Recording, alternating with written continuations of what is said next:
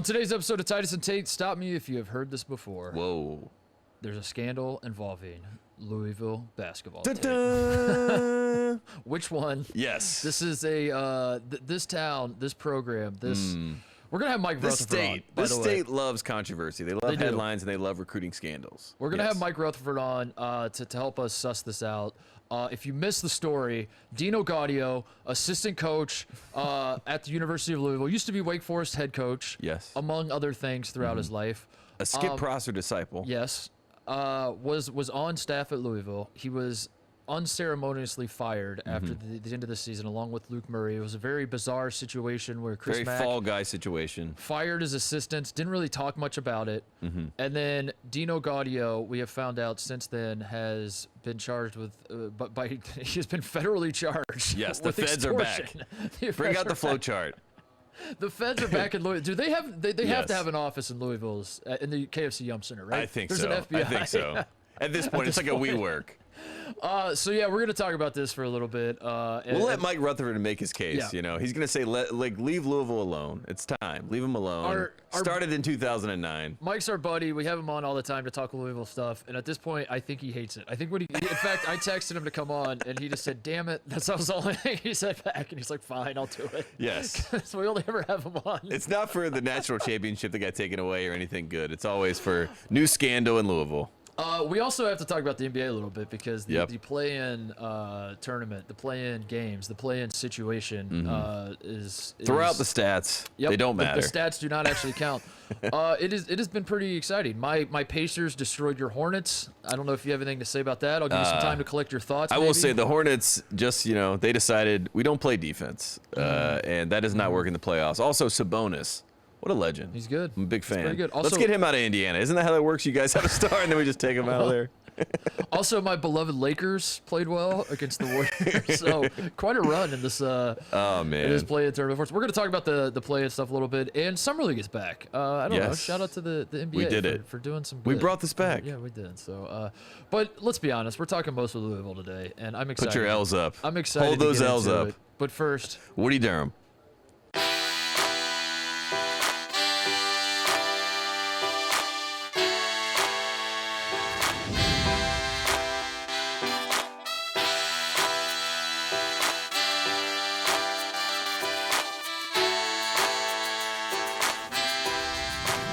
Mike Rutherford coming up in a little bit. I have a feeling, Tate, that Mike is going to talk us off a ledge. He's going to tell us this isn't that big of a deal. He's going to deny, deflect, as Rick Pitino taught him and all Louisville people. Always. Deflect. Push. And maybe he's going to be right. So before he comes on and rains on our parade and tells us this isn't actually that funny. It's kind of a non-story, which I don't know if he's going to or not, to be quite honest. Let's have some fun with it. Dino Gaudio, what are the details? Dino Gaudio wanted 17 months. He's fired by Chris Mack. He wants 17 months pay is basically the thing that I had saw. That he said, you owe me 17 months of my salary. If you do not pay me, I am going to alert the media of the various violations that you have. I think that was the best part for me. Alert the media. Alert the media. Yes. I'm going to release the tapes, is what he said. I have the tapes. I will release them. I have Schlebach on the phone right now, and Pat 40 standing by if he doesn't answer, and I'm going to let them know. Yes. And so pay me my money. And instead of getting paid, what he got was federally charged with extortion. And I guess I want to start here. What is the difference between extortion and blackmail? Do you know? Because this has been the most confusing part to me. It's like it sounds. I always look at the former Yahoo boy turned SI guy, and that is Pat 40, and he says that blackmail and extortion, they're intertwined. So I mean, first he says it's an extortion plot. The first line of the story that comes out. Again, the headline for people at home, if you haven't seen this, this is Pat 40, who again, if you have a scandal, you are getting the death penalty. He says, after Louisville's latest scandal, is it time to put men's basketball program in an NCAA-induced coma? That is the question. That is the prompt. That should be. It's time for Louisville to. Yes. Louisville should definitely shut their program down because the guy tried to extort the program. And in the first line of the story, a tradition like no other, which I would say almost cease and desist from us there. He says Louisville basketball and extortion plots. You know what I mean? And this is the second one in 12 years. The first one was 2009. And that's when you and I think, got introduced to the idea of Louisville being at the also, forefront of scandals. Can I just say before we rag on Louisville, because I do want to rag on Louisville because that's fun. This is victim blaming, is it not? Yes. That Louisville basketball's been extorted twice, and because they've been extorted twice, they're trying to say shut the program down. They're the victims in the extortion plot. I don't understand what that's saying. Again, you've Titus, been have you not twice, gotten this? If you have a scandal, death penalty. It's 1-to-1. 1 + 1 = death. So yeah, I'm not exactly clear on what blackmail extortion, which I don't think Dino Gaudio is either. I think, in fact, you could argue, and maybe Dino Gaudio's lawyers will argue this, that this was not extortion, this was not blackmail. What this is called, or what this used to be called back in the day, is leverage, Tate. He's like, I thought I had leverage. He was like, I was playing hardball, and it went wrong. And apparently, in extortion in the U.S., so this is what I looked up. Okay. You just have to send the message, right? The recipient doesn't even have to get the message that you send to extort them for it to be counted as extortion. So Dino Gaudio, even if he didn't say these things and they didn't get received by Chris Mack and the Louisville staff, he still could be charged with extortion. So that's how wide-ranging extortion is. Yes. You have to... So like if he sent a text message, right, Dino Gaudio, and it comes back with the red not delivered, right? And Chris Mack still was somehow to get a screenshot of that text message, he could still charge him with extortion. That's how wide-ranging extortion is. So when you ask if blackmail is involved in extortion, I think they're all intertwined, because I think you can't have blackmail without extortion. You know what I'm saying? Okay, so so Dino Gaudio came to blackmail, and now he's getting charged with extortion. But extortion is the technical term for what he's trying to do. I feel like blackmail is like the low-class version. Extortion is like the high-class, big money. Like you're extortion is white collar, blackmail is blue collar. Yes. And Dino Gaudio was just trying to do some light blackmail. And that to me that was the problem. I think what happened was Chris Mack was looking around at all of his money that he's getting paid by Louisville every single year. What, like $10 million a year?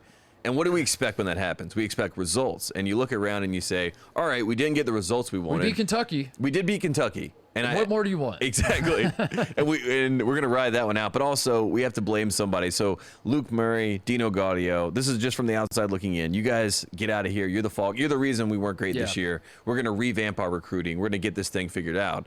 Luke Murray walks away. Now he's at Connecticut. All things are fine. Dino Gaudio, an older gent, a guy who, I went to Skip Prosser's basketball camp. Chris Mack was working under Dino Gaudio. Yeah. And they were both working for Skip Prosser, who I think, is one of my favorite and one of the best basketball people ever. Yeah. And I think this officially takes Chris Mack, for me, out of the Skip Prosser coaching tree, because Dino Gaudio was literally in high school ranks with Skip Prosser. He was his number 2. Skip Prosser was the guy he looked up to, that he followed. Obviously took the Wake Forest job after Skip Prosser passed away.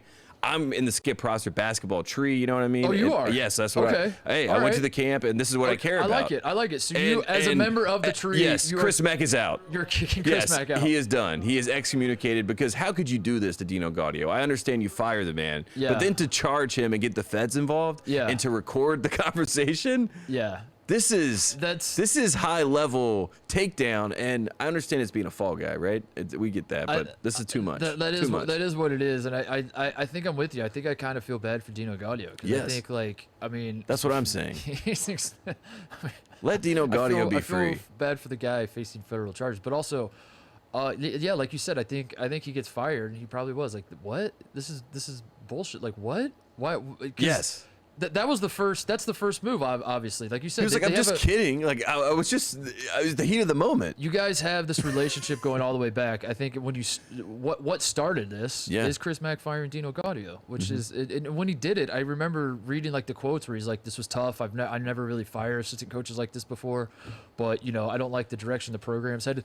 Classic Louisville basketball coach, by the way. I don't know if like that playbook that Rick Pitino typed up was left in the office, and Chris Mack said, all right, so take full responsibility, but also say it's not your fault. Gotcha. The name of the book just says plausible deniability. Yeah, so he fires his coaches, and you ask him why, and he's like, because we weren't good enough this year, and I don't like the direction of the program, and that falls on me, which is why I fired the other 2 guys, and I'm going to keep my job and keep breaking it all. Exactly. You're like, what? Yeah. How was that? He took full responsibility, but didn't at all. And then Dino Gaudio, again, a guy that's been above you in this system before, is probably looking for some sort of courtesy. Yeah, he's like, listen, I'm older. Yeah. I'm not like, there's no one. I mean, let's call a spade a spade. Even before the federal charges come out, there was nobody that Dino Gaudio frees up that like programs are scrambling saying, how do we get Dino Gaudio on staff? Maybe like a small, I don't know. Maybe some people are looking at like what Phil Martelli is for Juwan Howard because that got a lot of play this year. Yeah. And everybody that's trying to put together a coaching staff wants to be Michigan. Yeah, he could go back to ACC Network or something, right? Maybe there's a world where Dino Gaudio is highly sought after. I don't think so. I think when Dino Gaudio is fired from Louisville, I think like that's not the end of his career, but it's like that's the end of his probably big time college basketball, whatever.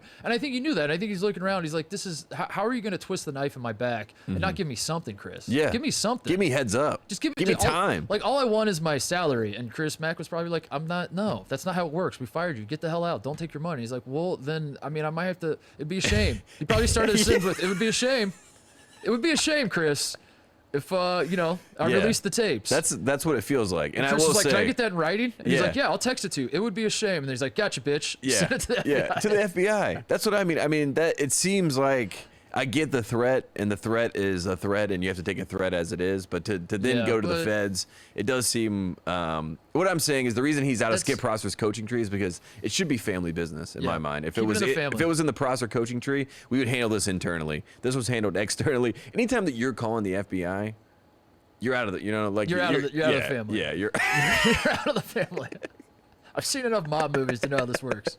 You're out of the family. You're calling the feds. You're out. But it probably is good cachet for Louisville, the basketball program, right? Because the FBI, again, is looking for the playbook, looking for these programs that have been working with Adidas. Yeah. So at least it's they're working together, I guess. So they're trying to form a different relationship. I agree with you, but also I don't think it's not a great PR. Excuse me. It's not a great PR situation for Louisville because, as you said, Pat Forty's out here writing articles like "kill the program." Like you actually look at what happened. You're like, what did they do? Because, by the way, we should mention this. The violations that Dino Gaudio was trying to bring to light are apparently low level. A graduate assistant was practicing too much with the team, which did more and they were making allowed. Highlight videos and they for were making potential highlight recruits. videos for he's tipped and edits. Yeah, they were doing tipped and edit side work. Yeah, and that was the big bombshell that he was going to take to the media. That's what I'm saying. That's a half. That's one step in. If you're gonna go and make this threat, Dino, as the fall guy, you have to come full throttle. Yeah. Like he came very half-assed, and then they looked around and said, "Oh, we got this." To your point, like why does Louisville have to charge him or address it or like Dino? In my mind, Dino Gaudio comes to me and he's like, "Mark, if you don't pay me 17 months salary, I'm going to tell everyone that you don't, I don't know. So I can't think of an example of a time. I'll be Chris Mack that you make these tipped and edits videos and that's illegal. That I would just be like, do it, bitch. I just look at me and I say, do it. I don't That's care. what Will Wade would have been like, just go ahead and do it. Yeah. I wouldn't be like, oh, okay. Hang on, stay right there, and then go out the room and call the feds, right? No, that's what. This is snitch behavior. That's crazy. That's crazy. Like what? We're doing mob movies right now. This is a very Fredo move from Chris Mack. And at the end of the day, between the dancing video that he had come out and I know these are both bad PR. That's what I'm saying. It's not great. I don't speak for the Skip Prosser tree again. Only went to two camps in my life, but if I can, I will say we're going to distance ourselves from Chris Mack. And also, we might have to distance ourselves from Dino Gaudio because of the feds. And if Mike Rutherford is siding with Chris Mack, we might have to distance ourselves from Mike. There's no way that he is. There's no way. And by the way, caught in the crossfires of all this is one of the best basketball fan bases in the country. I would say the best basketball market in college basketball. I was going to say maybe the best basketball fan base. And it's not their fault. Yeah, the best basketball town, the best college basketball town. We've been there. We did live shows there. We love Louisville. Yes, the best college basketball town in this country is Louisville. And if you don't believe it, just look up all the stats. Every time there's any... Look at the ratings. Look at the ratings. People love TV ratings. Louisville is the only place where ratings go up. Yes, everywhere else, every year. Every year. Regardless of Papa John.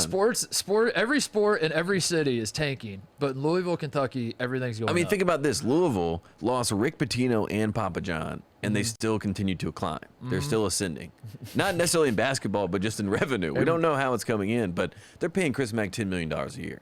Yeah. And with power comes great responsibility, and sometimes you put that on fall guys, and sometimes they threaten you with recruiting violations. I just picture Luke Murray as all this is going on. He's the Jesse Pinkman drinking water gif where he's just looking back and forth. Everyone's like, Luke, your thoughts? And he's like, no comment. Go Huskies. How insane is it? I mean, when you really stop and think about it, how insane is it that the feds are involved to this extent in college basketball, just in general? Just the whole FBI scandal we had that's still going on. Is it going on anymore? Who the hell knows anymore? Yeah. And then now this, and to think, Tate, it all stems from just basically players not being able to make money from their names. Like if name, image, likeness exists and players can make money and provide revenue for themselves from just simply using their names, then the FBI isn't getting involved with the scandal we saw. Jeff D'Angelo is not doing a sting operation, number one. Yep. Number two, this Dino Gaudio situation doesn't exist because he's like, I'm going to go talk about all these recruiting violations or whatever. And it's like, well, I don't know. No one cares. You got to come with more than that. You know what I mean? More than that. It's so preposterous. But then I was thinking about it. If you're Louisville and you're the one putting out this report, then that's what you say his claims were. You know what I'm saying? Oh, that's a good point. So you get ahead of the story, That's a and then good he can come point. out and say there's more to it. Dino, and then, come on the show. Tell us more. Release the tapes on the show, Dino. Tell us what's going on. Also, Give us the Dino real story. Gaudio was the coach at Army. So I don't know how that works, but if he has the Army, I don't know what the feds can do. Was there another guy that coached that's from Army, that has ties to Army? That's like... Army feels so familiar when I'm trying to think of like people with power in the sport. Yeah. There's got to be somebody. Come on. Yeah, Bobby Knight.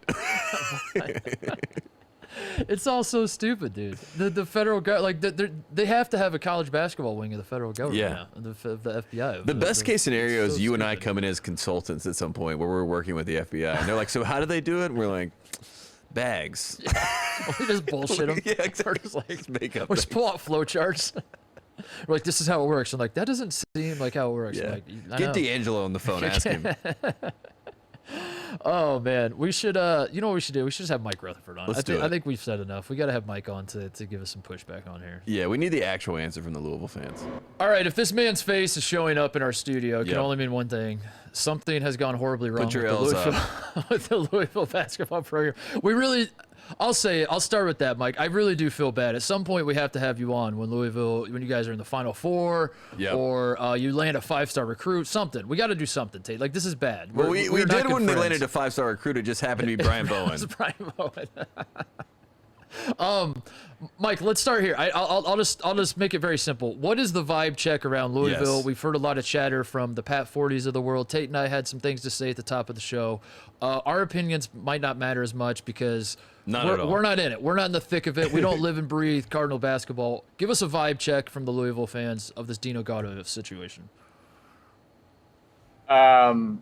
I was led to believe that I was coming on the program to discuss new Louisville assistant Ross McMahon, the hiring that was announced on Monday. Yes, the big news. Big news. Is that Such is that not the shockwaves. case? Are we doing Yeah. are we doing something else here? Yeah. Something that I'm not prepared for? In the words of Pat 40, I what might in the need- actual hell? I might need kind of like a quick 20 to recalibrate here and get ready for this interview because I was prepared for something completely different. Oh, man.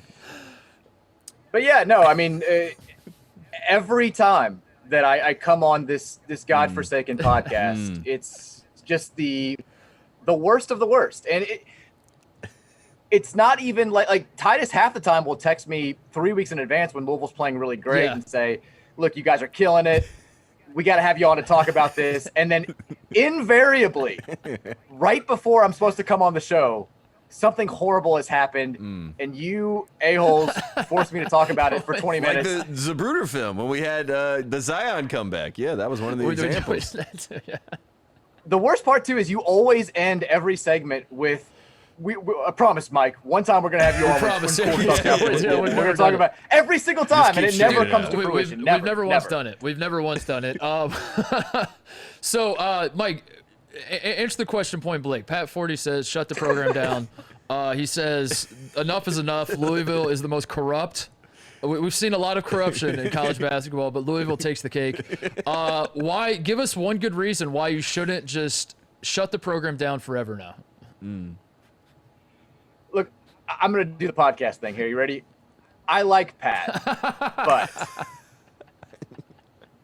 one of the most ridiculous columns I've ever seen in my entire life. One of the most absurd, overreactionary type deals that I've ever seen. He wrote basically the exact same column 4 years ago when it was a little bit more justified when the FBI stuff broke. Yep. He basically just rehashed that, tossed in a couple of minor details, let Dana O'Neill, I guess, write the other part that he didn't want to say. She wrote the same thing like 5 hours later. Yep. And I don't get what pushes you to the brink when it comes to this story. It's minor violations. It's a former assistant coach who got upset about being fired, making a veiled threat, walking it back now. I mean, his attorney has basically said, like, we don't want this to happen. It's a absurd story. Don't get me wrong. Like, the humor is absolutely there.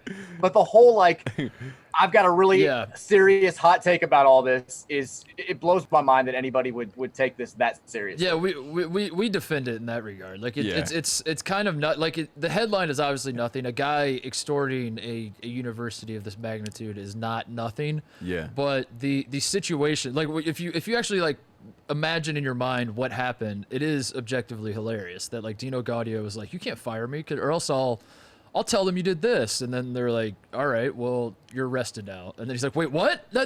Okay, never mind. He, like, backs up real quick. Like, that whole situation is pretty funny, but I do feel bad, Tate. I feel bad that I don't want to. I can't even look at Mike. I gotta look at you. yeah. We're doing this to him. I mean, Pat. Can I say something real quick? Yeah, I've got a quick assignment for you guys and everybody listening to this, because I did this earlier today. I vaguely remembered one Tate Frazier having a big time conspiracy theory about Dino Gaudio one of the first times that I came on your podcast. I went back and listened to it today. It is, some of the comments that both of us make are eerie. What did you say? I don't know. Tate blamed Dino Gaudio for all of Louisville's problems.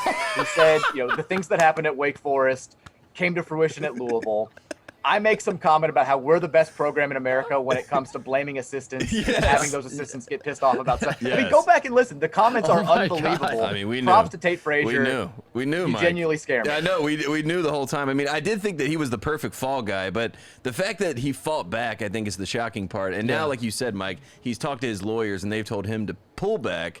And if you're Chris Mack, why do you call the feds? That's my biggest question when I look at this whole story. Why is Chris Mack reaching out to the feds and saying, "Hey, take down my keep it in the coach"? family, Mike? What's going on here? That's a headline. Why create the headline? Out of all the unbelievable aspects of this, I think the most unbelievable is that U of L would be like, let's publicize this. Yeah. Surely people are going to be on our side. Surely we're going to look great. Like, we're doing the right thing here. That's shocking. Everybody's going to have our back. People are going to say, man, don't mess with Louisville. They do things the right way. This is clearly a program that's on the up and up. Like, I have no idea how they let this stupid little thing get this far. And they asked for these headlines. It's why when you hear that Dino Gaudio made these veiled threats, it's why he didn't say, if you don't pay me 17 months salary, I'm going to go to the NCAA. Yeah. It was, I'm going to go to the media because he knows Pat Forty's going to write exactly the column that he wrote last night. That's so true. That's a great point. He's going to take it to the media, not the NCAA. Or they can actually what do is something. the media gonna do? Yeah. What are Louisville fans thinking? Like, what is in all seriousness? What are you like? Who cares? This is stupid. Like, Chris Mack's our guy. We have his back. Like, this is BS that Gaudio tried to pull this. Are you souring on Chris Mack at all? Yes. That he's not keeping it in the family? That he's like, I mean, frankly, Mike, like Tate and I were talking about this. I don't know if we touched on it on air or off air, whatever. We spend more time, certainly he and I do, and maybe the media at large, we talk more about Louisville off the court than on the court. Not just like the scandals, but like Chris Mack cutting promo videos and talking smack to Calipari and all this stuff. Is enough, Mike? Like, is this, where do we land on that? The whole Chris Mack experience. When do we experience intervene? That's the question. Louisville fans land on the side of, you can't kill us, we died 5 years ago. That's where everybody is. We're already dead. We've been dead inside for a long time. We're telling our players to transfer to Iona. I mean, make a self-deprecating joke and move on. It's all you can do at this point. Yeah. We're not debating the backcourts. I miss the days, and I know we've talked about this on the pod before, but I miss the days when the big off-the-court storylines were the rumors of players in the backcourt having sex with each other's girlfriends. Like, that was those were the halcyon days. Like, take me back. That's my Mayberry. Yeah. That's where I want to be again. And, So simple back then. It's too much. well, that's the $1 million question, I guess, around being a Louisville basketball fan is like, is all of this worth it? Because there's no denying, and I feel like I've asked you this iteration of this question before, but let's revisit it now. That what Jurich, what Pitino did for Louisville basketball, he took it to heights that. I mean, I know Louisville won national titles before, but to get into the ACC and to build the KFC Yum Center and have all the money that's pouring in to that school, in large part because of the athletic program and the basketball program and all that. But the downside is you now have this to deal with. It seems like these scandals, this much media attention, all that kind of stuff. Is it worth it, Mike? Is the current state of Louisville basketball where you are a major player, you know that you have the resources to win national titles every single year, whether you do or not. Is that worth it, or would you rather go back to like the 90s where, you make the Sweet 16, maybe you lose, maybe you make an Elite Eight, whatever. You're still a good program, but you're kind of boring. Or would you rather have what you have now? Which one are you taking? I mean, aren't we kind of those things right now? We haven't won an NCAA tournament game since 2017. Yeah. It's, I mean, and this year's team isn't going to be all that good. If the question is, would you trade in the 2013 national title to be rid of all of this just ugliness off the court nonsense for the past 8 years? At this point, my answer is yes. Wow. Like it is, to get kind of serious for a moment. Like I know I loved the Tate Frazier post Roy Williams podcast. I thought it was awesome. I connected with a lot of that same emotion. Yeah. And you got to understand, like, Louisville fans feel the exact same way about their program as UNC fans do about theirs, as I'm sure a lot of different fan bases feel about their programs. Like, you're born into this. It's in your DNA. You watch games against nobody teams in November and December. Yep. I watched games on the couch with my dad my entire life. Like, this was in my blood. And the sad thing right now about Louisville basketball is I talk to my nephews who are in those formative years of sports fandom, like their early teens, 5th, 6th, 7th, 8th grade, and they just don't care like I did as a kid. And I fear that, Louisville's been dealing with this now in some form or the other since fall of 2015. By the time that the FBI stuff, those punishments are done being served, it's probably going to be like a full decade of this mess. You're losing an entire generation of fans. Yeah. And that, to me, is really, really sad. And that doesn't even touch on the fact that you've got a lot of guys who were men and women who would have considered themselves diehards 8 years ago, who now are just kind of like, I'll watch the games, but I'm just not into it the way I used to. And that, to me, is the really, really sad part about it. I'm glad you said this, because I think like it's easy for Tate, because we do identify what you're saying, and if it's our program, we take it to heart and all that sort of thing. But there is something that we can joke all we want about how this is good for Louisville because you guys are in the news all the time, and we're always talking about something going on at Louisville. No press is bad press, all that stuff. But no, at the end of the day, you grow up watching this. This is a part of who you are. It's more than just like a team you like watching on television. It's like part of your identity. And it probably does get old at a certain point where everyone is making jokes that literally, like Rick Pitino's not even your coach anymore. And I'm sure you could find a million instances of people on Twitter when replying to this extortion headline about Pitino. That's kind of the worst part. Your coach, who was of this era, who's the best, one of the best coaches we've ever seen in college basketball, he has to basically disassociate from your university. Yeah. So it's just like all these things add on top of each other. I'm sure if you don't win the title, they probably don't all come to a head. That's when the animosity comes to such a level where people are like, get rid of these guys. They obviously must be cheating over there. Meanwhile, they won with 3-star recruits. Yeah. That's the craziest part about all of it. So I want to apologize, Mike. We sympathize. We sympathize. We shouldn't have had you. Oh, no. Objectively, it is funny though. It's all hilarious. It's all hilarious. Like, I can definitely see the absurdity in it. And if I couldn't laugh at myself at this point, I would have stopped following college sports altogether. But here we are. It's just like, to lay out kind of how this, like, my Tuesday went, I get the dreaded text at 9 a.m. from somebody here locally who says, have you heard anything about blank? And just one time, I'd like to get that text and have it not be true. You know, like, I feel you. You guys are in the scoops game sometimes. Yeah. I'm sure you get rumors that wind up not being true. Stevens if you're a Louisville reporter, fan, whatever. Yeah, exactly. Hey, it was the right number, but though. Like, But like for me, since 2009, every time I've gotten this, like, hey, heads up, some bad stuff might be coming. Yeah. It's been true every single time. Yeah. And you start getting the details. The only thing that I heard originally was Louisville basketball deal, not good. Yeah. Not NCAA related. That's good. So you start racking your brain, and I'm thinking sex scandal. Yeah. Bam. Yeah. Like we're going back to our roots. Play the hits. Like this is it's going to be it's old 2009 all over again. Yeah, but you start thinking about what it could possibly be. You don't think it's going to be Dino Gaudio, the nicest dude in the world, apparently, being federally charged with extortion. It's unbelievable. Did we ever get a reason why they were fired? Was it just simply like Chris Mack? Because I theorized that Chris Mack found the Rick Pitino playbook where he's like, I got to blame this on somebody, while at the same time blaming it on myself and saying it's my responsibility to make sure this program doesn't miss the NCAA tournament again, and for that reason, I'm going to fire my assistants. Yeah, and that was my interpretation of what happened. Do you have any insight into why Luke Murray and Dino Gaudio were let go in the first place?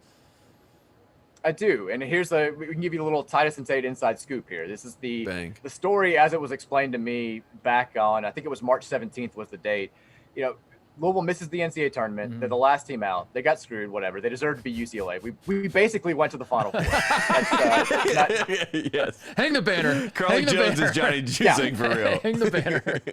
That was our spot. I'll never forgive Jalen Suggs for knocking us out. It was a fantastic Saturday night. But so the higher-ups at U of L go to Chris Mack, and they're like, we understand it was a tough year. Fans are pissed off. Something's got to change. And so there was a little bit of pressure on him to make these moves. The issue for him when it came to letting these guys go is the assistants caught wind that this was going to come down before they actually heard it from him. So when they hear that two people are being let go, the common assumption is, Gaudio is the guy who's going to stay. He recruited Chris Mack to Xavier back in the day. Right. They've been boys for 30 years. Yeah. When Gaudio finds out that it's like there's a solid chance that this is going to be me, he's going into this meeting ready to explode. Like he's furious about this. Luke Murray's not happy either, but it's Gaudio who's really ready to go, nuclear. The meeting is supposed to end with Chris Mack offering him the opportunity to stay on staff and take over as director of basketball operations. It never gets to that point because Dino Gaudio flips out, starts making some threats, and that's kind of where it ends. And so when I heard that, I don't hear anything else about this for a few weeks. I'm thinking calmer heads have prevailed. He's Chris going Mack to didn't forget. Go back to exactly. Like he's going to go back to his TV job. Dino's going to be fine. This is all going to be okay. No, calmer heads did not prevail, guys. I mean, it all makes sense when you think about it like that. And if you're Chris Mack, I just wish that, he actually would have taken a second to say, all right, Dino's a little heated here. This is a tough situation. I don't need to call the cops and say that I've been threatened. Mike, one thing we do on the show, as I'm sure you're well aware, is we will voluntarily be mouthpieces for our friends, for people who come on the show. Yes. We have, I gotta say, I gotta tap my chest. I don't think we've ever offered this to you. We do bring you on. We just laugh at you. So now let us make the peace offering. You tell us, what can we do? What's the messaging? What is the path forward for Louisville basketball from a PR standpoint? As you said, it's been a long road. You're dead inside as a fan base. How do we get back? How do we get the magic back? How do you feel excited about Louisville? How do you get Tate and I? What should we do to what is the plan basically, Mike? What do we do? I would go with the fact that nobody owns Duke basketball more than Louisville. Ooh, okay. I like this. True. Only program that has faced Coach K at least 10 times and has a winning record. Wow. Had won 3 or 4. The last loss, obviously hurt in the ACC tournament, probably knocked us out of the NCAA tournament. But Duke had COVID, so they were cheating. It doesn't count. We should win the tournament. That's where I would start. Also, not sure if you guys are aware of this. Current winning streak over our arch rival Kentucky. Yep. 1-0. Yep. That's what they all. Yeah, that's what every coach says. 1-0. You're trying to go 1-0. Every game you're trying to go 1-0, and Louisville did, and Kentucky didn't. So, there's that. Take that. That's a good point. Just Michael James is the name that I'm sticking to. He's coming in the 2021 class for Louisville. 6'6", shooting guard from Oak Ridge. That's I'm locking in on him. How much does losing the kid to Iona hurt? Is that just a headline that? No, that's good. That's good for Louisville. Louisville. Just another headline. That just shows that like we have good relations with Patino. He can come back. Yeah. He's welcome back. What it shows is that we're living in a simulation and none of this actually matters. Like that's what it shows. When that news popped up on the timeline, my phone exploded more than it did the day before with the extortion stuff. Yeah. Like people are like, Quinn, like this is unbelievable. Like he's going to play for Rick Pitino at Iona, and I love it. I love Quinn. I hope he has a lot of success, and I'm excited to see him balling out for the Gales. All right. Maybe before we let you go, a very quick. Do you have a Bob Baffert take? Because I think throw that on the pile as well. That in my mind, horse racing is Louisville. Obviously, the Derby's in Louisville, and I guess that's where this whole Bob Baffert Medina Spirit story originated. Was at the Derby in Louisville. But we're college basketball guys, so when you see a story like this happening at the Derby, your mind immediately just connects everything together. You're like, somehow the University of Louisville is tied. So I'm just throwing this onto the pile. We know how horse racing ties to college basketball. Yeah, you know what I mean? Yeah, Bob Baffert. What are your thoughts on this? Is he a hero in your mind? That is he a legend? Where do you fall with Bob Baffert? First of all, congrats on making another Louisville cheater joke that 1,000 bots with 7 digits in their name on Twitter made. They got it. They got it. Real. I can see why you guys. I was all of those bots. I was all of that was me. I was those bots. Yeah. Those are my burners. Those are bots. Also, Titus, before I give my real Bob Baffert take, I am making my Indianapolis 500 debut a week from Sunday. Wow! And I'm excited to let you know how much worse it is than the Derby. Well, that's perfect because you're going during a year where it's not the full experience. So then I'm sure you're gonna reference this for the rest of your life when people ask you about the 500. You'll be like, "Oh, it sucked. There's barely anybody even there. It was they couldn't even pack the stands. They had a stupid vaccinated section. Exactly. You get it. We had to wear masks. I did hear you guys. I heard you guys make the comparison of Bob Baffert to Coach K, which has been made a whole bunch. Yeah. And I get it. Like two sports where everybody just assumes that everybody's cheating pretty much. Yep. And the figurehead is definitely cheating, but somehow he gets treated with kid gloves by everybody else. Yep. The big difference is Baffert's been caught like 45 times. Like he gets caught all the time. Yeah. Like, everybody knows this has been going on, but nobody cares unless it's the Derby.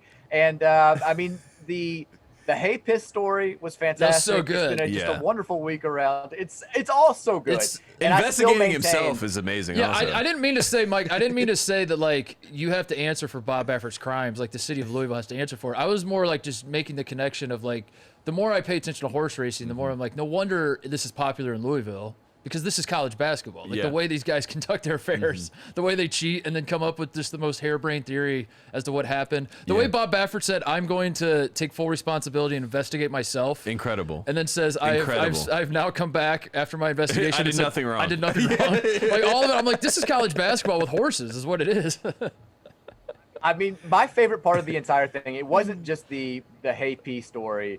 It was him going on every radio show in America, including several here locally, saying beyond the shadow of a doubt that this horse did not have this drug in its system. They check everything. They do everything. It's $1 million animal. Why are we going to tamper with it? And then not even 12 hours later, releasing an official statement that's like, yeah, it was the Charlie Murphy sketch, like the Rick James. Like I would never just kick his couch to do it, and he's like, yeah, I remember kicking Charlie's couch. It's the exact same thing. But I still maintain the best possible punishment for Bob Baffert, because he's clearly not going to learn his lesson. It's been like 45 times. Yeah. They should have made him ride Medina Spirit in the Preakness. That would have been awesome. Yes. That would have been awesome. Yes. Insane ratings. Yeah, we're all watching You're that. right. Yeah. He's never cheating again. Yeah. He's never cheating again. Yeah, he doesn't want to go that fast. Make it happen. My favorite part that we haven't touched on yet is when Bob Baffert do these interviews, he would say how bad he feels for the horse. And like the horse is under immense stress, like dealing with this. And I don't like how they're dragging the horse. And I'm just watching this like, it's a horse. It's a horse. It's okay. It's all right. I mean, he said that he didn't want to go to the Preakness because he didn't want to be a distraction. Yeah. And it's a horse. I was like, did Medina Spirit tell people to say this? Like, I can't focus with Bob here. I'm not going to be able to run fast if I know Bob's in the stands. Oh man. Sipping his million champagne. Well, Mike, enjoy the Indy 500. Yeah. It is going to be awesome. Don't do that. Don't compare the Derby and the 500. You don't need to do that. They're two different things. They're two different experiences. We're just trying to get Tate to go to one of them, dude. Like I think we got to get Tate next year. I'm locked go to in. the Kyle Derby wants to or go. the- Kyle wants to go. That's Yeah, what. or the We're gonna make it work. Mike Rutherford famously, I know we've told this story before, when we did the show in Louisville, famously showed up half in the tank, 3/4 in the tank.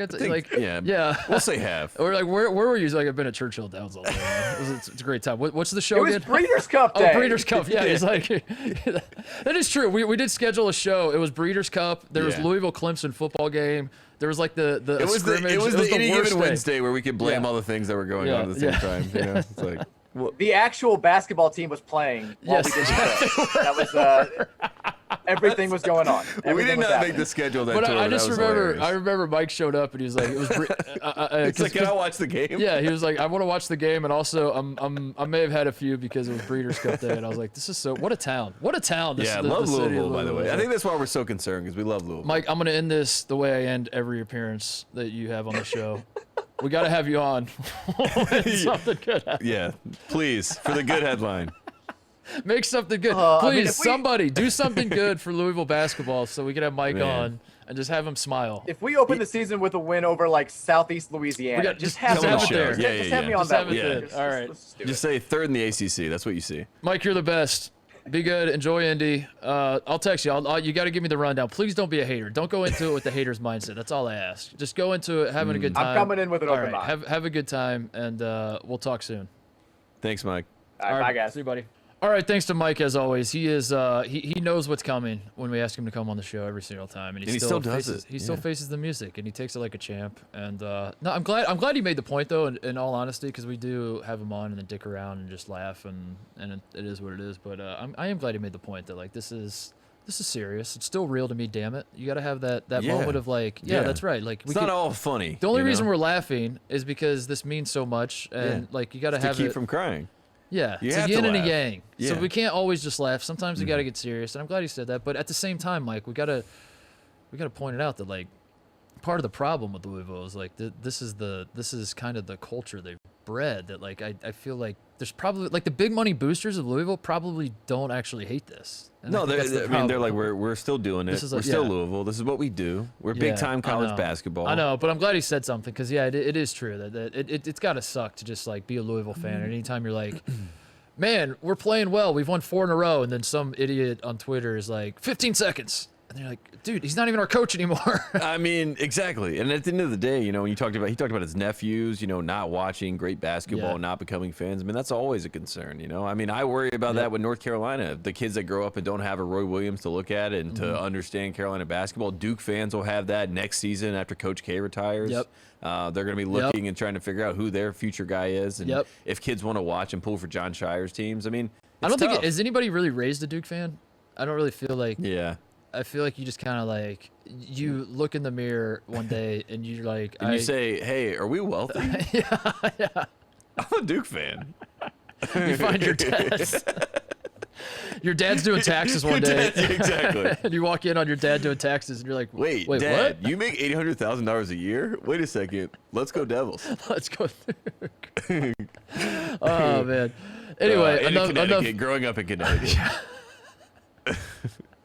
about Louisville. Let's talk about the NBA a little bit. Yes. Last night, so we're recording this Thursday afternoon. The Pacers play tonight. They're going to beat Mm-hmm. the Wizards. We all know they are. We all know the Pacers are going to make the playoffs because the Pacers have to make the playoffs. Because Yes. we know that's how the Pacers operate. Is they make the playoffs and then they lose, and that is the Pacers' experience. So I'm sure they're going to beat the Wizards. But if you're wondering why we're not talking about that game, because it hasn't happened yet. But congratulations to the Indiana Pacers.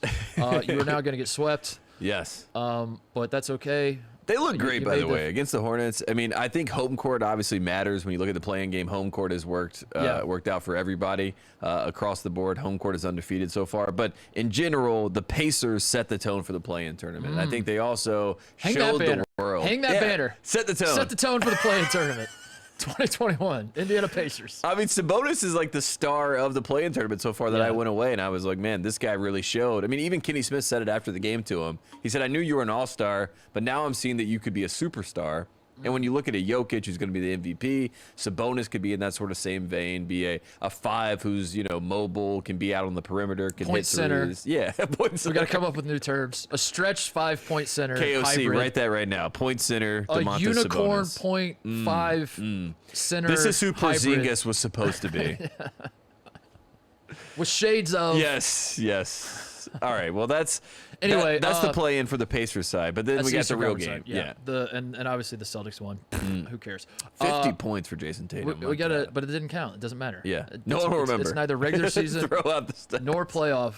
It's just That's it why exists Westbrook's in not the- getting triple doubles. He's like, it doesn't count. This doesn't I don't count. care. doesn't matter. Did they get like a share, by the way? Like do the players, they got to get a little bit extra money? Like a play, like when you're in a playoff game, don't you get like they get extra? Like a little or do you have to win the bonus? series to get the share? You probably have to win a series. But I don't know if a game constitutes as a series. Like, did the Lakers just win a series, quote unquote, over the Warriors last night? Yeah.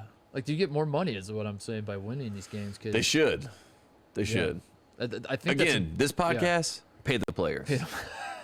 we're pro paying the players. As we've always said, yes. But yeah, as you said last night, again, we're recording this Thursday, so 2 nights ago for those of you listening on Friday, the Lakers and Warriors was the play-in game. I saw it did a monster rating. That's very important. If we're going to talk NBA, we must talk ratings.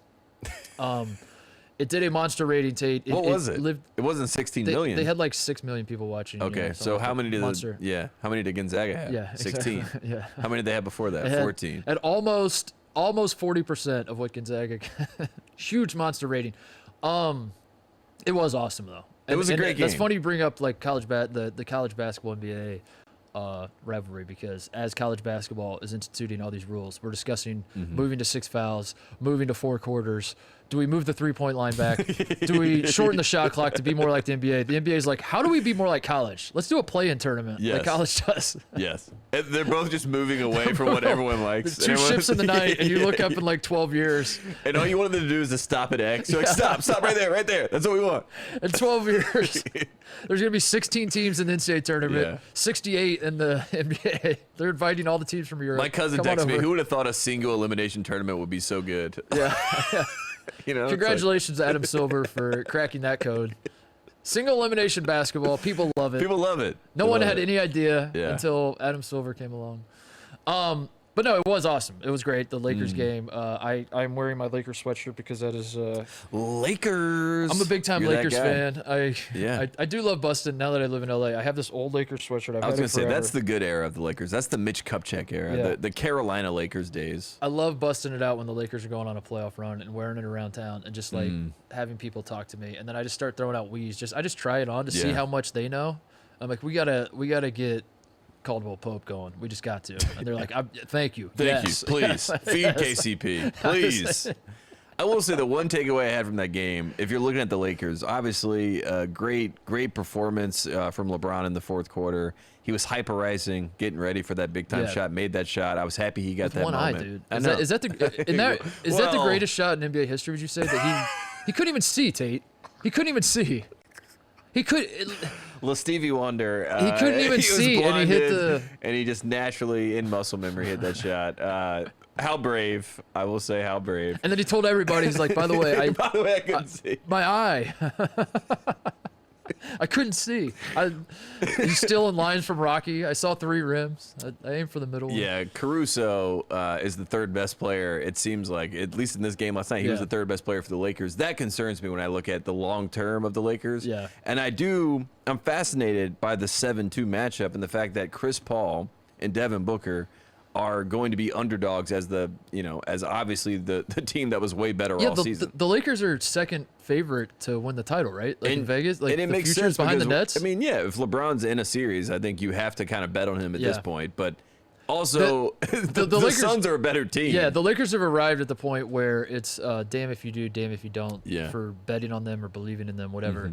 Where if you bet the house on the Lakers making the finals because you're like, listen, they have LeBron. And they lose in 5 to the Suns. You can understand why you're that like, happened. oh, I'm a moron. Why did I think that? Yeah. And then you do the opposite. You're like, the Lakers are a 7 seed. They had to play their way into the playoffs. I'm not taking them past the first round. And then they make the finals. You're like, I'm an idiot. Why Yeah, would I? Have why done would that? LeBron and Why would AD I- not make the Yeah, finals? why they have 2 of the 7.5 best players in basketball. Why would Yeah. they not make the finals? Yeah. No, that game was awesome though. It was great. I love how good Steph is, and I know that's like kind of a basic bitch thing to say, but it just needs to be said because 37 points in 41 minutes. I do love that the Warriors aren't a great team as great as they were. I do love that Klay is out. I do love because we've talked about this off air. We've talked about it on air.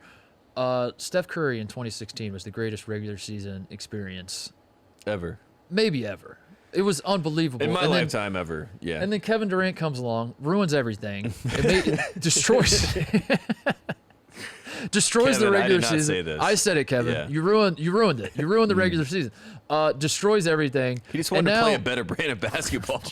God, just let the man he just wanted to pass the ball. No, you know what he did? He just wanted to pass the ball. You know what he did? He walked through.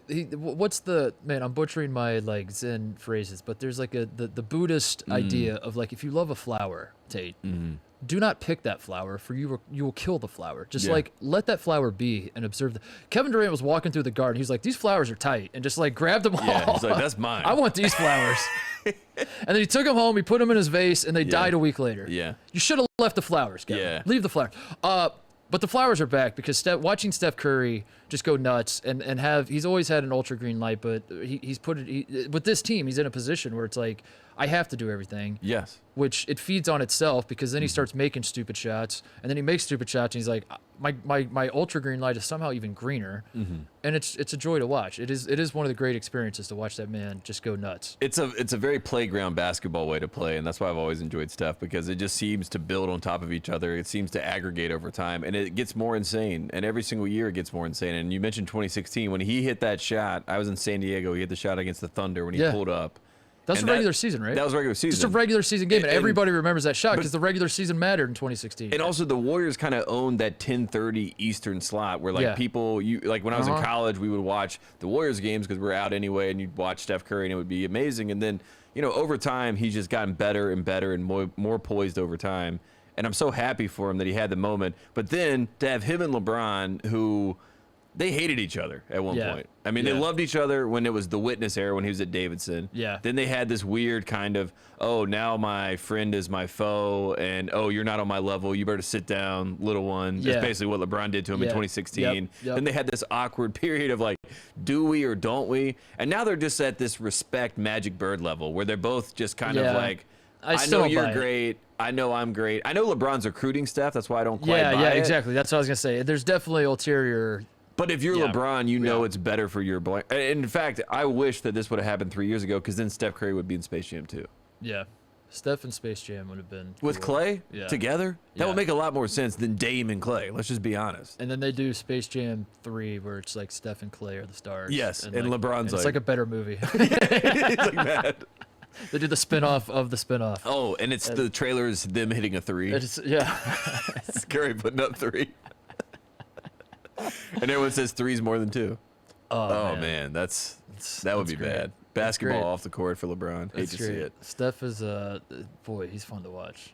It's I don't know. I got nothing else to say about it. I mean, it was just great for basketball. It's great, and they get to play again though. That's the one part that sucked. Was like I wanted that game to be all or nothing. And I think it should be 3 games in the play-in. I know we don't have the time for a 3-game series, but I like the idea of a 3-game series. Yeah. Do you like the play? You like the play-in in general, even though your Hornets look like ass and.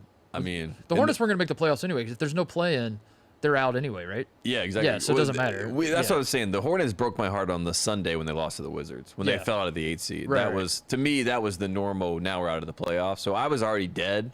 And then we had this play-in game that was a sliver of hope. Exactly. And I hoped LaMelo was just going to come out and be great. And when he came out kind of sluggish, and Miles, he kind of had a great game. But at the end of the day, they're just young. They weren't ready for it. They wanted to be in the playoffs, not the play-in, and they melted in. So hate to see it. And I guess that's. I wanted to shout out Andrew Wiggins, by the way. He was playing well. He had a great game. Warriors. Isn't it wild that we don't talk about Andrew Wiggins being a #1 pick, and he goes up against LeBron? He had some great moments last night, 1-on-1 against LeBron. Hit a nice, couple turnarounds in his face, and everyone's like, Wiggins sucks. Wiggins is. Like, why does everyone have to make fun of Andrew Wiggins? I think he's pretty good at basketball. I think Kwame Brown is leading this charge. Yeah. I think this is what Kwame Brown is doing. Is he's saying, everyone shut the hell up. Seriously. I really am very loosely paying attention to what's going on with Kwame Brown, it's incredible. But that's my read on it, is that maybe he's leading this charge of like, Andrew Wiggins is not a bust. I remember I saw the video of Jalen talking to Stephen A. and Skip from way back in the day when Jalen was making the case that Kwame Brown is not a bust. He was like, he's getting paid millions of dollars to play basketball. He's been in the league for 10 years. How are you a bust? He had a 12-year career. He had a 12-year. Like, that's not a bust. I feel that way about Andrew Wiggins. That like, yeah, he's a bust in the way that people were saying he's supposed to be the next LeBron. You wanted him to be LeBron, yeah, but that was never who he was. But Andrew Wiggins is a very, very good basketball player. And he's only getting better. Yeah. And guess what? That's how basketball works. You can get better over time. The standards are preposterous for They're these insane. guys. They're absolutely insane. People think like Trae Young is not that good, and people expect I don't understand you to have 50, 40, 90, also have like Yeah. this great PER, to have this amazing efficiency level, and also win every game. You know what I mean? That's what the expectation is. So if you don't, and then do once that, you do that, it's like do it again. do it again. Yeah, Yeah. do it more. Like Do it Russell more. Westbrook has averaged Yeah. a triple-double 4 of the last 5 seasons. Before he did it the first year, it had never happened before, and now we Tate, disregard it. My dad would So. not shut up when I was growing up about Oscar Robertson averaging a triple. That was the single great. He would. I mean, he'd sit me down. He'd be like, "There are 2 things that have happened in the world of basketball That'll never that happen matter. again." Yeah. That'll never happen again." Pistol Pete, without a 3-point line, averaged 700 points a game. Yeah. It's true. Don't look it up, Mark. Yeah, don't look it up. The internet didn't exist yet, so he'd just say that to me. I'm like, 700. He's like, "It's true. No And 3-point what's line." crazy is he averaged 44 points per yeah. game at LSU. So, Yeah. I mean, it's With pretty no close. 3-point line. Yeah. It's crazy. And the other thing was Oscar Robertson averaged a triple-double over the course of an entire NBA season. That will never happen again. The fact that it did happen is mind-blowing. Yeah. And then Russell Westbrook does it and now it's like, oh, well, it doesn't count. It doesn't matter. It doesn't matter. Not Who impressive. cares? Empty calories. That's what they say. On and on and on. Yeah. And that's true of all the guys. So, yeah, bringing it back full circle. Andrew Wiggins is good. He is good. He's good. He's Leave not, him alone. Like, what else? I don't know. That would, boy. You wonder why guys, I don't know. That's a discussion for another day. but you like, mentioned- it would be exhausting to be an NBA guy like that. To be an Andrew Wiggins, be like, I'm pretty good. I don't know. I'm putting up decent numbers, but like, because I'm not what you want me to be, I'm a bust. I'm a loser. I suck. Granted, that doesn't mean we have to coddle every player. I mean, like, No, Anthony but at the Bennett, same time, if Andrew Wiggins came in with no notoriety and he was Pascal Siakam, we'd say he's overachieving and that he's incredible and he has such a high ceiling and we can't wait to see what he turns into. And a lot of this stuff, yada, yada, yada. the whole point is like a lot of this stuff has nothing to do with the players themselves. Andrew Wiggins did not select himself #1 overall. No. Andrew Wiggins did not come out and say, It's I the am the next preconceived narrative that's created LeBron around him. James. Yeah. He did not say any of these things. He just existed as a player, did his best, put his hands on his hips at Kansas like that, and then got drafted #1, and then that was it. And guess what? He was a kid. I don't blame the kid for the problem of an adult industry that brings him into it. So at the end of the day, when you look at Kwame Brown, I don't know this, we don't fact check this. I'm pretty sure, in my opinion, in my mind, he is the only #1 pick that didn't have a press conference after he was the #1 pick. You know why? Because Michael Jordan was on his team. Yeah. So the guy is a 17-year-old, gets picked by an organization now run by Michael Jordan, Right. doesn't have a press conference, and is basically told, if you don't make an impact and help him win, you're a failure. Yeah, and then was told some other things by Jordan along the Well, way. of course. And then he goes on to have a 12-year career, helps Kobe during that weird period where he was trying to build himself back into the star of Los Angeles. Like he said, him and Kobe had 82 points together. He had 1 point. Kobe had 81 set all the screens. He had great footwork too. I mean, Kwame Brown was a good basketball player, and the fact that it's all a punchline, and the fact that he now can answer is the best part about media today. I know. Is I because love like, it. you can talk all that shit, but at the end of the day, someone else has a microphone. Yeah. And they can come right I back. love it, dude. It's great. That was my. I haven't been paying super close attention to it. It's hilarious. But watching the saga unfold, that's what I feel like. I mean, you've been calling the guy a bust for 20 years. He deserves it. At some point, like Yeah. you're not if you're gonna keep kicking the dog, and the dog decides it wants to bite you back. Like, Yeah. I don't think. I mean, I don't think I'm. And look I'm at not the gonna be shocked by 2001 that. draft. I mean, the #2 pick is Tyson Chandler. So you're basically saying like, oh, Tyson Chandler should have been the #1 pick. Tyson Chandler took 6 years before he developed. If you want to say Eddie Curry should have been the #1 pick, Eddie Curry, what was that? You know what I mean? So there wasn't like a #1 pick in that draft. And if there was one, it was the 17-year-old phenom. Yeah. So it wasn't crazy that he got picked. That's what the Kwame Brown situation, and then watching Andrew Wiggins for the Warriors, where I was like, I was told this guy the way people talked about him was like he's out of the league and he's worthless and all that. And I don't know. I mean, people, you know how NBA Twitter is. They love to suss out the contract and like, well, actually, if you look at his production, he's not worth the. I don't care about all that. I care about can you play, and he can play. The guy can play. Yeah, that's all I care about. I mean, So, he has mistakes. You see the moments, but who doesn't? Who doesn't? Am I starting a franchise? If the aliens come down and I need 5 guys, am I picking him? I don't care. He can play. That's all I know. I'm taking Giannis. Anything else on the NBA? Should we do some shout-outs, close out? I mean, I'm all NBA'd out, but I'm so ready for the real Yeah. playoffs. I feel bad for the teams like the 1 and the 2 seeds in the East and in the West that have to kind of wait for the hottest team to come play them. Yeah, that's true. That's true. little- You don't know who you're playing. You can't get a scout together. And playing games matters. So if you sit around and you're just practicing and a team has Yeah. been playing games and they're already in that conditioning, then This we is can it. see some upsets, you know? This is great. This is great. Yeah. Good call when the Warriors beat the Jazz, and I'm gonna be heartbroken on my comment. in game 1. Yeah. Yeah. And I'm gonna use that excuse. I just need my Pacers to go all the way. My Lakers, because I live in Los Angeles, so I'm a dire Lakers fan. Yeah. Also a Clippers fan though, because I live in LA, so like I got a soft spot for the Clippers. And the Jazz, Mike plays for the Jazz, so NBA All-Star Pulling and for Oscar them. winner Mike Conley, so they're my Utah Jazz as well. So should be a fun playoff tape. Yeah. Should be a fun playoff. I'm riding with the Suns and the Sixers. Danny Green, Cam Johnson. You know what it is. All right. Please get to the finals. All right. Please. Please. What other shout-outs do we have? I want to shout out Nikola Jokic. I guess this is an NBA shout out, but I think he is the MVP. I know there was a lot of controversy that was coming out. Nick Wright was obviously leading the charge, saying CP3 should be the MVP. I saw Dame Lillard come out and said Jokic should be the MVP. We got to that point. I love Steph Curry. I would love for him to have another MVP, but I think having unanimous MVP in 2016, it kind of carries for 2. So Yeah. I just give it to Jokic. He's won he 2, deserves right? it. He's won 2, Yeah, he's already 2015, won 2. 2016. Yeah. He did the Steve Nash where he won 2 back-to-back. Yeah. So. Yeah, give it to Jokic. Give it to Jokic. Jokic deserves it more than And it's Steph. great for the game. The Baltic boys, I mean, they're their whole, they're going to create their whole super team at some point, and Jokic is going to be the face of it. So. While we're applauding Adam Silver for having awesome ideas, I want to applaud him for bringing Summer League back. I want to shout out the NBA Summer League. I know we Yes. said it at the top, but Say it again. just want to say it again. Summer League is back on the menu. Top Golf at Vegas with Chris Vernon might be back on the menu. Oh, August 8th through 17th. Mac McClung will be there. yes. He has to be there. Yes. And if he's not there, I'm going to start my own team for Summer League. And I'm going to start the G League Ignite team for Summer League and invite Mac McClung. You know who will also be there? Brad Stevens. We'll have that conversation. Brad, come on the pod. Please explain yourself. Let's hash it out. Let's hash it out. Let's hash It's just That was you, the last it's time I just saw you him. yelling at him, what do you mean? He's like, I'm a asshole. He just keeps saying it. Like, Brad, why? Why, Brad? The last time, did I ever say that on the show? The last time, yeah, I think so. I mean, who knows if it was on this show, though, if you think about it. Yeah, It could have I been on the know. old show. Last time I saw Brad Stevens was at Summer League a couple years ago. Yeah. Yeah. And he goes, he walks up to me. He's like, Mark, you got to stop telling people that I coach you. It's bad for my brand. See? And at the time, I thought he was joking, and I Yeah. thought it was playful. Yeah. Now I don't know. No, I think Now he I was don't know. serious. Maybe he was serious. Yeah, I think he was. Because he was like, I got to Maybe- disassociate from Indiana basketball. What if he was gonna go to IU until he? What if he comes out and puts a statement out? He's like, I was gonna go to IU until I saw Titus wanted it Trying so to badly, meme me. Yeah. and then I decided I don't want to make him happy. Yeah. He was like, I'm not a part of this. What recourse It do I was have? you and Damashek, I think. He saw Yeah. the 2 tweets, and he's like, What do I do? And then I think I had to just like, I think I just have to die. I think I just have to walk into the ocean. No, all and you just, do, like- all you do there is say, I'm an Ohio State basketball fan, and we got him. yeah.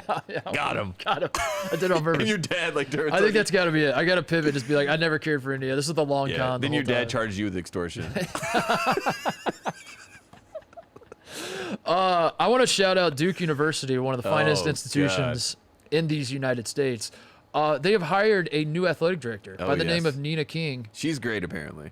Ooh, you have good things to say about her. I don't know her personally, but I've heard she's great. That's what everyone said, And she's it's great. interesting, Tate, because people are saying this is more than likely going to be the woman who is going to have to decide who will fill Coach K's shoes.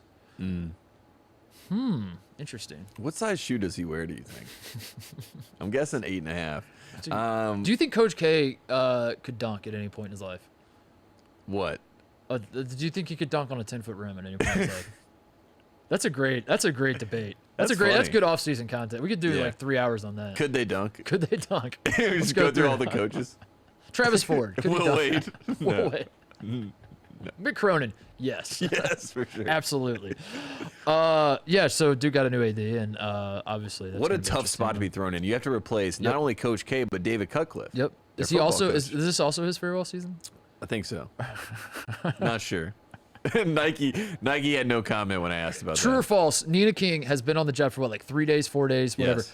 True or false? She has taken one phone call where, within that phone call, the topic of Coach K's successor has come up about like names that are being tossed around. Yes. True. You True. think believe so? Facts. That's all we need. That's Facts. all we need. Facts. They're And discussing it. One word, Shire. Discussions are happening. Also, Nolan Smith was at the Canes game. He was the siren sounder. You know what I mean? Oh, So yeah, Nolan yeah. Smith is also doing his PR campaign to get boots on the ground. So it's Nolan Smith versus John Shire versus Brad Stevens to be Coach K's successor. Tune in. You don't want to miss it.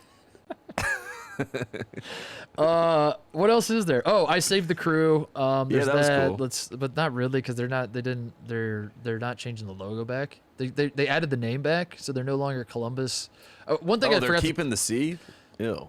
Yeah, they're keeping the bad C. One thing I forgot to mention when I was going on that rant last week was the reason they dropped the Crew from the name, and it was they wanted to be Columbus FC, is because they thought that going by Columbus Crew diluted the Columbus part of it, because people would call them the Crew, and they wanted the organization wanted people to call it Columbus, Yeah. because they wanted it to be an international brand that you like tie Columbus to, because Columbus is obviously an international city that everyone knows all across the globe. Yes. So Everyone. they thought that Yes.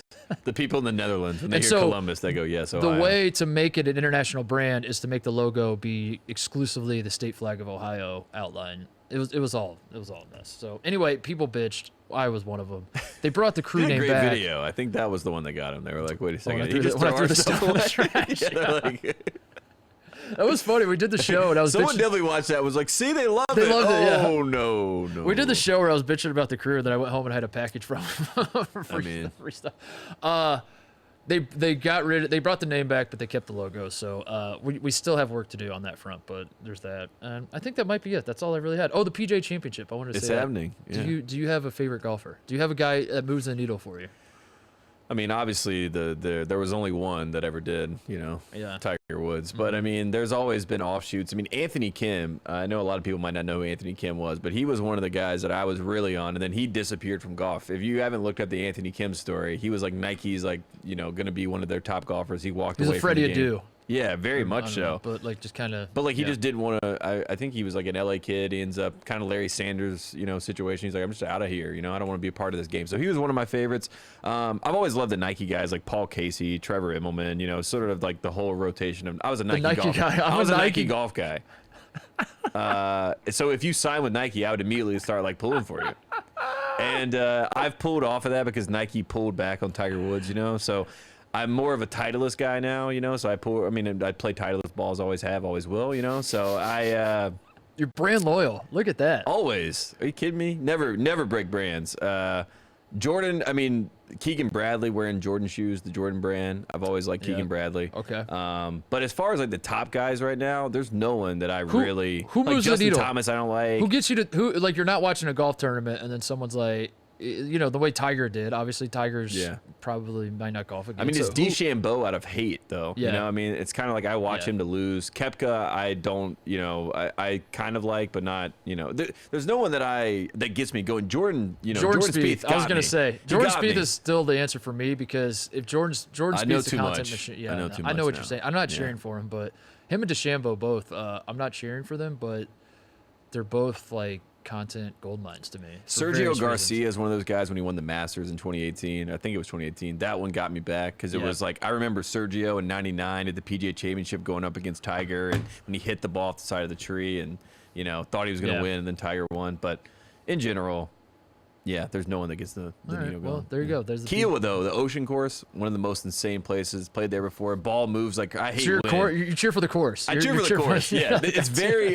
Shinnecock Hills. You know what I mean? Where it's like I don't know who's gonna win, but it feels like a very Retief Goosen type week. And I know Retief's older now and he's not playing, but a Retief Goosen type player. I turned it on today before he came in the studio. I could only watch like 5 minutes because like I forgot it was on, and then I turned it on. Koepka was in the lead, right? Yeah, Koepka was playing well. And I saw Keegan Bradley hit a shot like over. He hooked it so far left, he hooked it already, and then the wind caught it. It kept pushing it left, and I was like, "Yikes, that is." It's not a fun course. That does not when look it's fun. windy. And he was like laughing. They cut back to him, and he was just like kind of smiling and didn't seem too pissed off about it. And I was like, "That must be a fun course to play." It's not. It's not. Especially if you hit the ball high. It's not fun. All right. There you have it. There's it. Thank you to Mike Rutherford for coming on and enduring the pain once again. Thank you to the Louisville fans that continue to listen. We support you despite guys. Yeah. We're laughing with you. Yeah, I know. But Mike made me feel bad. I know. I do. But at the same time, we have a job to do. We have a job to do, Tate. And he came with my heart. He brought up Roy Williams. I was like, oh. Yeah, I know. We do have a job to do, Tate. That's the thing. I gotta dig up that Dino Gaudio stuff. I gotta put that out there. I know. We should put that. Repurpose that one. I call this. All right, that's the show. Enjoy the weekend. Enjoy the PGA Championship. Enjoy whatever the hell else you got going on this weekend, everybody. We will see you next week. Thanks.